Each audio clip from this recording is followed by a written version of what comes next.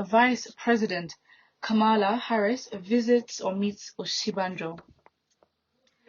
Nigeria's Vice President Osinbajo met with the Vice President of the United States of America, Kamala Harris, on Friday in the White House. Osinbajo on Wednesday morning jetted to the United States of America to seek global partnerships and support for Nigeria's recently launched energy transition plan. According to a statement by the VP's spokesman, Laoluwa Konde, Osinbajo will also meet with officials of the World Bank Group and other partners. Osinbajo is leading Nigeria's Energy Transition Implementation Working Group on the U.S. mission, with meetings starting from September 1st to promote the plan and secure global support from the U.S. government, the private sector, and other development partners. Nigeria's energy transition plan, launched last week, is said to need at least $10 billion per annum above business as usual spending for effective implementation. At the launch, the World Bank and a renewable energy organization, Sun Africa, pledged a sum of $1.5 billion each, totaling an initial $3 billion investment to support the implementation of Nigeria's energy transition plan. The Nigerian VP will also meet with U.S. Secretary of Energy Jennifer Granholm, Secretary of Treasury Janet Yellen, and President of World Bank Group David Malpass, among others. So, what we're really seeing here, I don't understand what the essence is. I don't know how much impact this would make until the end of his tenure. If he was I guess if his party was to win, then I guess, okay, fine. Great. But your tenure is ending. I'm not sure what this means and why you, of all people, Yemi Osinbajo, you're being sent to do this. Yes, he's a vice president. We get that. But it's a huge sum of money. It's a lot of money. And how many months do you have to complete this before elections? And to think that Buhari approved subsidies till June next year, which is even a month into when the new president-elect would be in office, and that would still be approved for that extra month. So really, I don't know what it's very late now. I mean, what does he hope to achieve? If this is another ploy for them to get more money, well, you might as well have done it privately rather than come to our faces and say, well, this is Nigeria's energy transition plan. Transitioning to where? Where do we even stand when it comes to our energy, let alone where are we transiting? Where are we transiting to? It doesn't, to me, it just doesn't make sense. And I think it's a bit late, to be honest, for Osinbajo to be doing all this, running around and doing all this now. Your time has passed. It's unfortunate. Well, actually, very fortunate for us, because really we don't want your government to be in office. But 8 years and how many months to the end of your tenure, and this is what you want to do? I don't know. Well, the first opinion by Pastor Dove. Honestly, APC lost a great opportunity by not fielding Vice President Yemi Osinbajo as the party presidential flag bearer. Listen, you have to understand, nobody ever underestimated Osinbajo. In fact, he became a disappointment. And maybe it's a thing where, okay, fine, he got into office, whatever happened is really none of Nigeria's business, to be honest. He just didn't do what he was expected to do.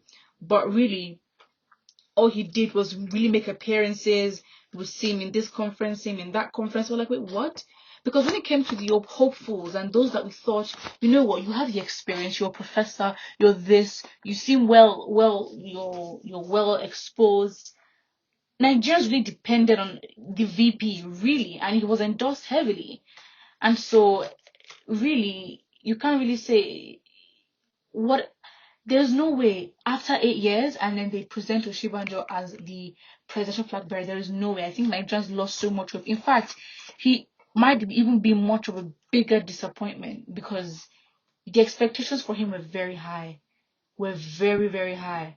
And not that he didn't do enough. He just fumbled the bag, really, really, because I can't even describe the energy and the trust and the hope that this individual, Osinbajo, was really going to do something. I wonder why you're asking for help from a white man. They don't love you, idiot. You have to stand on your own. And you see the problem. Well, actually, let me not say problem. Let me be positive. You see the difference between him and Kamala Harris. Look at what Peter Obi did. He went to Egypt, and I think fine. Of course, every country has their own ambition and whatever they want to achieve. But really, you're going to the US that, in terms of, again, as this person said, you're going to a white man, and oh my dear, I don't even want to go into history. And like, it's so sad. But then we also cannot undermine the amount of US investment, and how the US is very much involved, but not as involved in Nigerian politics. But really, it's I really don't know what to say about it, to be honest. Like I don't know what to say about it, because Peter Obi went to Egypt, which is a country in Africa and a developing one at that. But if anything, you go to your own people to see what they're doing, not just for your own success, but you learn from their success. And it's just better like that. But no, you're going to the US. But again, I guess that's where the allegiance, really, really, really does lie. So yeah, I mean, it's not anything surprising, but I think it's just very late right now. Like, why? I don't know why Shibajo is doing this. It is very funny, because it's not going to work. If he wants to be corrupt, he can do that by himself. But yeah, wow. You see, if you're looking forward to steal even more 10 billionaire when you are counting a few months to go, forget after 7 years, literally. And I mean, the energy is not easy. Even Peter Obi, that wants to, really increase to a large extent the Nigeria's power supply, is telling us, listen, the level that we need to be at and to increase the power supply is going to take me 4 years. And he literally said by the end of his tenure, that's when he aims to complete, um, the obviously the goal of increasing power supply. And that is somebody who is realistic, who has gone to learn, and who has shown to be capable, and who has said, you know what, I want to do the job, and I don't want to go into office and tell you guys and give excuses as to what happened or what I saw or what I didn't see. Unlike these politicians, I mean, you had 7 years. Do you know what we could have achieved in 7 years? This is 7 years and a few months, almost 8 years. Like, we could have achieved so much. When it came to electricity, our economy, it just kept going bad.